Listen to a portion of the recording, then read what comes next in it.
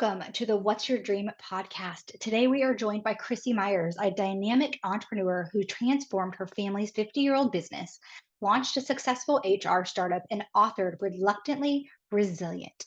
As CEO of AUI and Clarity HR, Chrissy specializes in the people side of small business, revolutionizing HR and benefits for small to medium-sized companies. Beyond her business acumen, Chrissy is a passionate advocate for small business philanthropy. Celebrating her company's milestone, she leads 50 acts of service with her employees, aiming to give away $1 million. Celebrating her company's milestone, she leads 50 acts of service with her employees, aiming to give away $1 million in 5 years with her family. Team Awesome Sauce. Chrissy's commitment to community service is reflected in programs like AUI, Gives Back, and Clarity Cares. She is also a distinguished graduate of Leadership Ohio and Torchbearers and serves as a vice chair of the ADM board of Summit County, advocating for mental health. Join us as Chrissy shares her entrepreneurial journey, insights on philanthropy, and her passion for making a positive impact. Let's dive into the conversation with the incredible Chrissy Myers. Hello, Chrissy. How are you doing today? I am good, Trisha. It is so nice to be here with you and to share some things with your audience. Awesome. Thank you so much for being on the What's Your Dream podcast. And we will go ahead and dive right in. What is your biggest dream or aspiration? Oh, Trisha, I have so many. And I mean, like someone who tends to have a little bit of ADD and tends to be a little hyper, I will narrow it down as best I can. So, I mean, my dream and our family's dreams, we call ourselves Team Awesome Sauce. So, when you have four people with three different last names, a mom who builds businesses, dad who plays team sports, you get all the fun things that come with creating a vision and a name. So, we're Team Awesome Sauce. So, one of the biggest goals that Team Awesome Sauce has is to be able to give away $1 million in 1 year. So working through our businesses, continuing to grow and really serving and building philanthropy, because we believe that serving the community is just as important as doing business in the community. So being able to transform the world through our time, talent, and treasure is really something that I am super passionate about. And I've been fortunate enough to have the rest of the team join me in that pursuit as well. Amazing. So, what are the kind of like where would you be giving your money? This $1 million. Where do you? What is your passion around? Yeah, so several different things. I mean, as a small business owner, a lot of it goes around workforce and encouraging the economy, encouraging entrepreneurship, fostering a spirit of entrepreneurship within individuals, especially in women and children and young families, building entrepreneurial families. The other is resilience around mental health. So knowing that if we can impact resilience and take care of our own mental wellness, and then encourage our team members, our employees to also take care of their mental wellness, we not only change our workplaces, but we also change the world. So those are two major components in workforce economic development and then also in mental wellness. And I spend a lot of time in the mental health field. I'm a volunteer now. I serve as chairwoman of our county mental health services board. So we oversee about $50 million of taxpayer dollars to kind of distribute mental health and addiction services throughout our county. So something that I'm really passionate about is mental wellness and family. Very nice. And I know that you are the CEO of two businesses. You want to tell me a little bit about those? Yes. So CEO of two companies, AUI, which turned 50 this year. And so in celebration of those 50 years, we're doing 50 acts of service to celebrate that. It's a third generation family business. I'm the third generation and the only family member currently in the business. So continuing to grow. We have 20 employees and we're continuing to expand within Northeast Ohio and then the rest of the country. And then Clarity HR, once I purchased AUI from the second generation, promptly started my own startup. So it's fractional HR services for companies that don't need, don't want, or don't have the capacity to have a full-time HR person. Very nice. Yeah, that is so powerful. I hear a lot of companies like that nowadays, and it's so great to be able to just kind of it's almost like I own a digital marketing agency. So it's like hiring out for those things that you don't necessarily need a full-time person for is so great for so many corporations.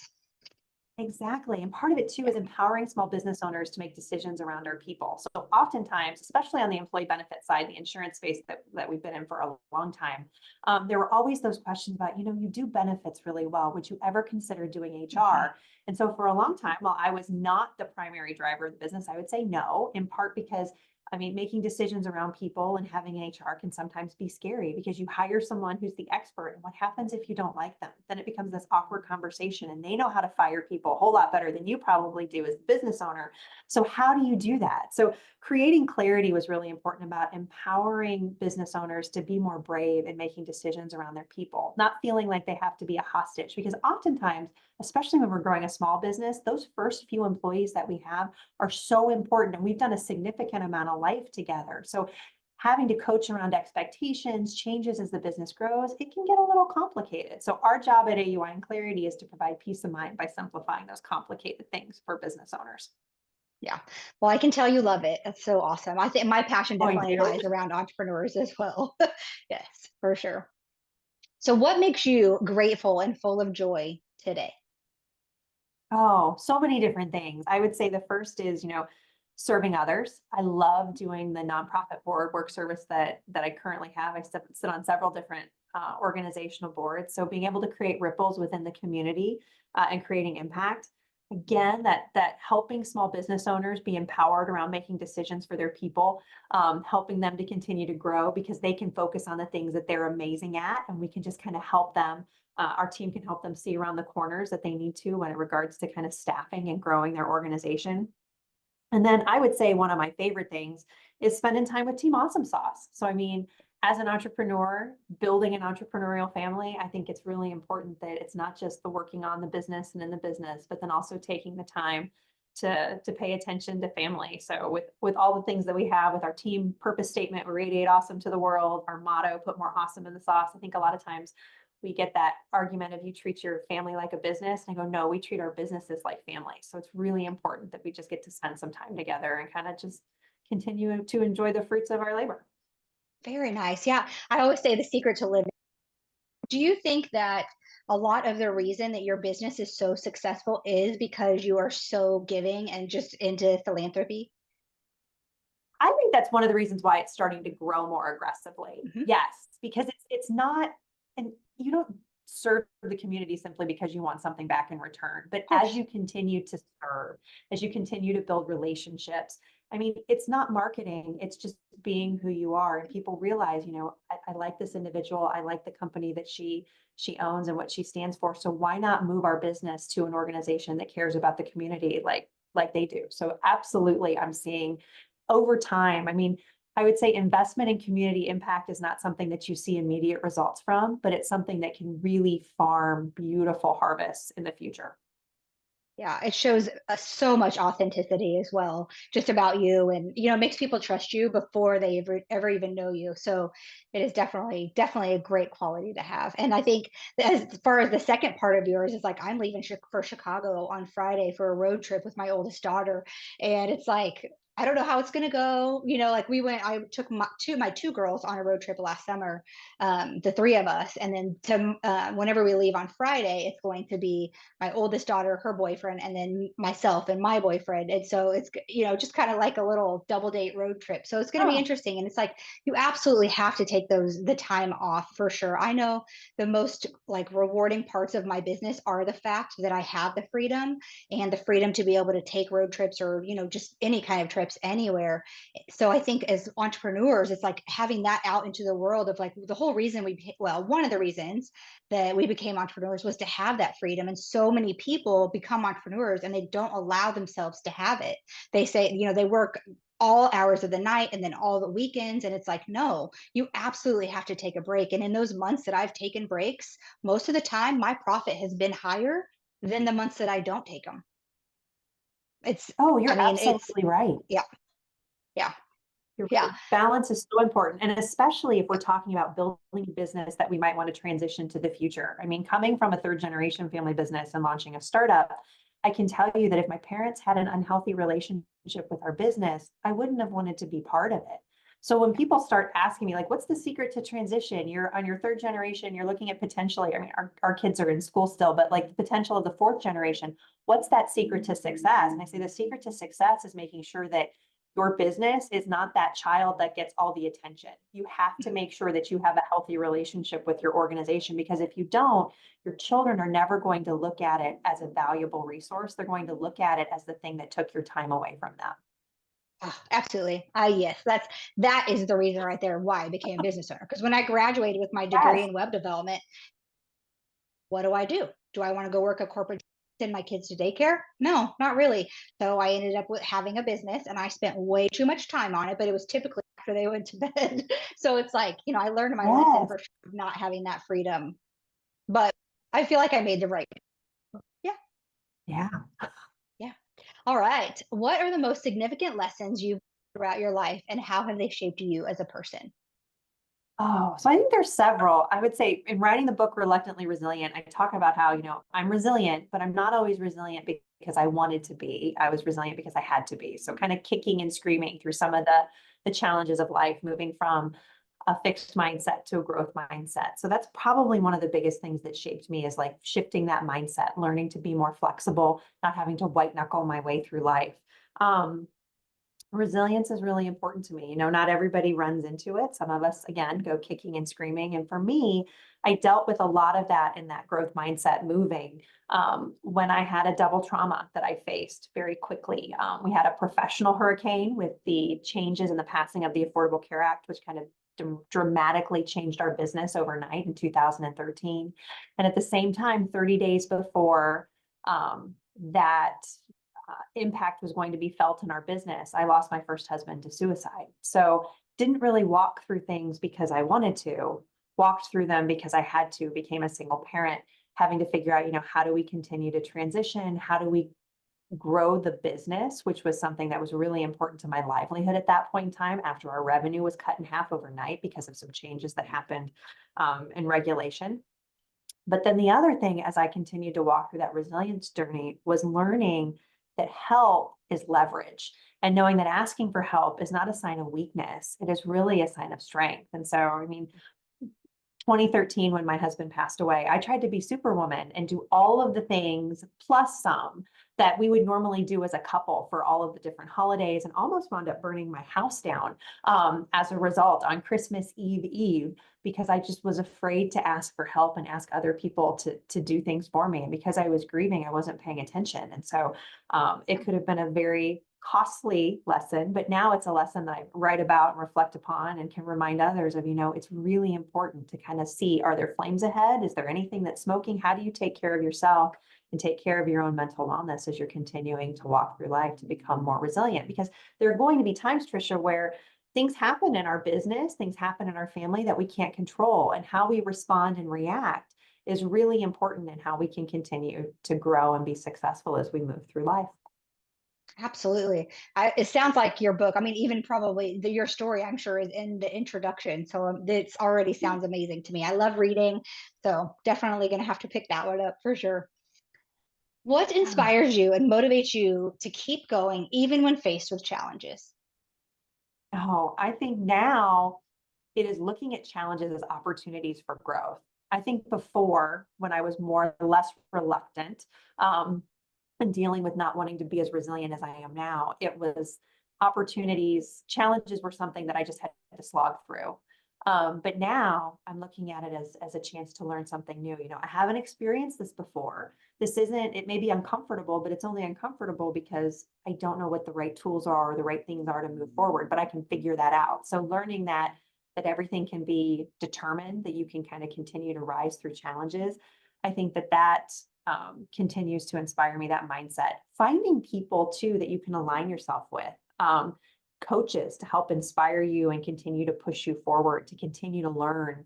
I am inspired often by individuals teaching me new things. And so I love to learn by example. I love to see what others are doing and kind of see if there's something that I can do that's similar, or I can jump off with a different idea. So those are things that really inspire me. And then of course that community building. Continuing to be in service, you are always having those opportunities to learn. So I would say, as a business owner, challenge yourself to get involved in things that may seem a little bit bigger than you think you can handle, whether it is a leadership opportunity, a coaching program, a community organization, because you have the capacity to learn from others and they have the capacity to learn from you, especially with local nonprofits, small nonprofits that could really benefit from your business experience. Oftentimes we think if I write a check, it's okay. Small businesses, just like small nonprofits, they sometimes don't necessarily need all your money. Sometimes they need your time and your expertise. It's far more important and valuable to them. So I continue to be inspired by individuals that look at how they can contribute and create ripples within their community as well. Yeah. So I think that's part of just like our purpose in life is like becoming who we're meant to be, right? And in that time, hopefully, we've been giving in different ways, teaching, money, just any of the knowledge that you have, and obviously your time. But it's like I think once you kind of, it's almost like at a certain age, and it's obviously different for everyone, but it's like a switch flips, and you're like, okay. Now I have to give back. Now I get to give back, I should say. Yeah. It's like it adds so much value to your life whenever you see those things being able, like helping others. And so it's one of those like contribution to society is such a broad range of things that you can be doing. And I think people don't really think, they think, oh, well, I don't have the money or I don't have this. And it's like, we do. It's like, I feel like you get back tenfold what you're ever going to give out. So if you're going to give your time, you're going to figure out a way to get a little bit of time back. I always think like, you put things out into the universe and they come back to you tenfold. And it's like, obviously that's not a great reason to be doing the things, is to get value. But I mean, that's why I love coaching, is because I get to see people get to a place in their life so much quicker than I did. I started my personal development journey about 10 years ago, and I don't want people it to take them 10 years to get where I'm at. I want No. them to get it in 2 or 3 years. And when you can get on a coaching program, like you had mentioned, coaching is so, everyone should have a coach. I have a coach. I Yeah. listen to podcasts, I read, I do everything I possibly can to be learning and growing so I can give back. And I think that that's like the thing for me. That's how I am currently giving back, right? I'm like teaching classes here locally, workshops at a very reasonable price, because I do believe too that you should have a little bit of skin in the game. Whenever you make things free, they seem free, right? So it's like you have to have a little bit of skin in the game to be able to come to the class, and just so people know that you're serious. Yes. Completely Yeah. agree. Yeah. All right. What do you hope to leave behind in the world as your legacy? And a lot of times I have a little caveat to this question. It makes it go just a little bit deeper. It's like, what do you want people to Mhm. say about Chrissy at your funeral? Oh, I want people to say that she moved from helping people to realize that they don't always have to be reluctantly resilient, that they can move into being consciously courageous. And so I hope that individuals, and I talk about it a little bit in my book, the two things that small business owners need, and really I think a lot of people just need for fun and success in life. They need to build their interpersonal effectiveness skills. So taking care of their mental wellness and really learning the best ways to communicate their needs and wants. And then the other is to find that what else, that thing that inspires them beyond making money, beyond just purpose, that keeps them moving in a positive and right direction. And for me, that's continuing to encourage people to put philanthropy within their businesses and within their families, and really fostering that spirit of how to serve and fostering that spirit of service. So I would say my hope is that people talk about being consciously courageous, um, and that they learned and were connected in a different way to kind of serve and care for their community. So that's my hope. I would also hope that we talk about it in our family. We have a framework that we make decisions by, but one of them is legacy of awesome. And Mhm. so regardless of what happens in the world within our family, that we always make sure that whatever our decisions are, we ask that question, are we leaving a legacy of awesome? And so that's really what I would hope too, is that people are talking about the legacy of awesome that I was able to leave as a member of Team Awesome Sauce. Yeah, I love that. I think ours is this decision gonna make you the best version of yourself? That's and it's Yes. very similar, right? It's just a different way of putting it. And it's like it's just the whole idea of life is, I feel like the whole purpose, if somebody doesn't have their exact purpose defined, it's like whatever makes you the best version of yourself is going to be what's going to lead you to the best version of yourself, right? To your purpose. And so even as you said, it's like, coming up with the thing that you're passionate about. It's like if you can come up with that thing, I can guarantee you can make money doing that. And a lot of people think that Yes. they have to go trade their time for money at a job, when in all reality, it's like you can find that one thing that you absolutely love doing and make money. And it's like what you were talking about too. I mean, another really, really amazing way to give back is to join a board, like you said, and give them your expertise that you've had in your business. So many nonprofits out there need people like us and the listeners to be able to, give that expertise and be able to have that at no charge, and just be on the board of a nonprofit. Yes, and the growth and connection that you can build when you're in board service, learning that you get too as a business owner, connect to other individuals that are on that board within the community, learning additional skill sets, and really being there for that executive director or for that nonprofit leader because they are so wrapped up in mission and purpose. I mean, they don't always know how to see around those corners, and so it's really important. And your expertise as a for-profit business owner can be super beneficial to them to help them continue to grow as well. Awesome. Yep. And do you have any advice on that, on the best way to find a board that you could serve on? I know you're in Yeah, I'd Ohio, say but I am in Ohio, but a lot of different states have different community organizations. They're called like different leadership cities. So, like we have Leadership Akron, we have Leadership Ohio, we have Leadership Cleveland. So, all sorts of different orgs. And there are young, emerging leader organizations. And so, I would say first, get involved in one of those to help you build your skill set in the coaching space of like, okay, what type of leader am I? So, I would say that's the first piece, and finding someone who can help mentor you. And then I would say start reaching out to some of those larger organizations within your community that are in that nonprofit space that may say, hey, we don't necessarily need a board member right now because you're brand new, but we could do a board shadow. You can sit in our board meetings and understand what's going on. You could serve on an advisory board. There's lots of different opportunities. If there's an organization that you love in your community that's a nonprofit, call them, show up at their door, send them an email, ask, because so oftentimes nonprofits are always looking for individuals to help them, but they don't know who to ask because they're waiting for volunteers. So if you're willing to ask, I would say that's probably the best thing that you can do. Call that executive director or call someone that works for that nonprofit that you care about and say, hey, can I have coffee with you? At some point in time, I might be interested in serving on your board. Can you tell me what that looks like? And then I would say, as a business owner, it's your responsibility to do a little bit of due diligence because you're going to be giving a very valuable resource in your time. So you want to make sure that that organization is going to value your time and then that you can also value that commitment, because it's wrong for you to say I'm going to commit to this organization for 12 months when you know that you're never going to make that board meeting because you always have your own meeting that's scheduled at the same exact time and you can't move it. So it's really important that you kind of do that cadence of, what is the amount of time that I'm willing to give? Don't just say yes to everything. Make sure that you say yes with the intention that you're going to complete that race. absolutely. Yeah. And don't just say yes to say yes. Exactly. It has to be in line for sure. Yeah. All right. What is a one action you take every day to get closer to your dreams?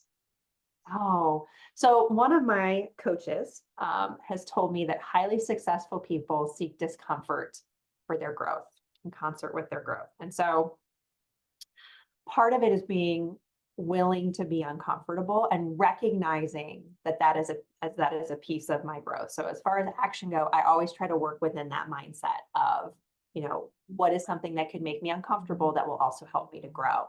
But the other that I think is so important, and this was something that um, was impressed upon me after I lost my husband, was that there is good in every day, even on the days where I am grieving and I'm exhausted and I had a 2-year-old that didn't sleep at that point in time. So all of the things that were going on, potty training, continuing to run a business, there always had to be something good in every day. So no matter what is going on, I always make sure that I practice gratitude and find at least one thing that I can be grateful for, no matter what's going on that day. Let's say I got a really big tax bill, we lost a really big client, or um, something difficult happened. I have a grandmother right now who is suffering from dementia. And so my good thing last week was that I got to go visit her and she knew my name and she knew who I Mm, was that day. So that was the beautiful and the good for that day, because I don't know how much longer I'm going to have those times with her.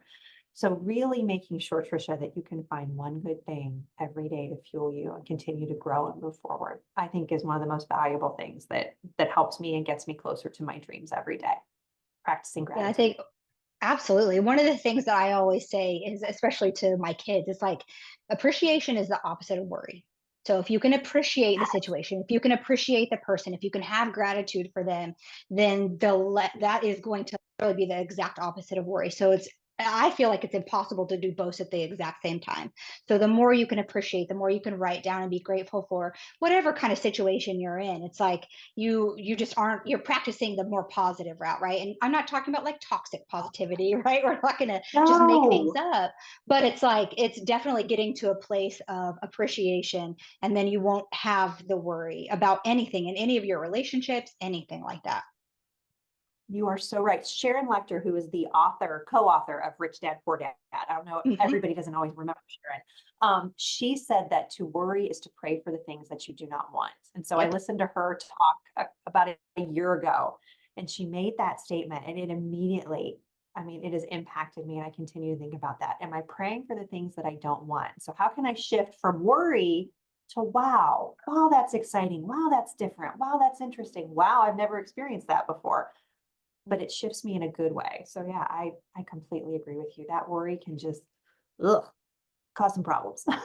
Yes, absolutely. Yeah, that's one of my favorite like money mindset type books. And it's funny because when you said that, I was like, oh my gosh, there was a co-author to that book. And I hadn't even thought about that Yes. ever since I had read it so many years ago.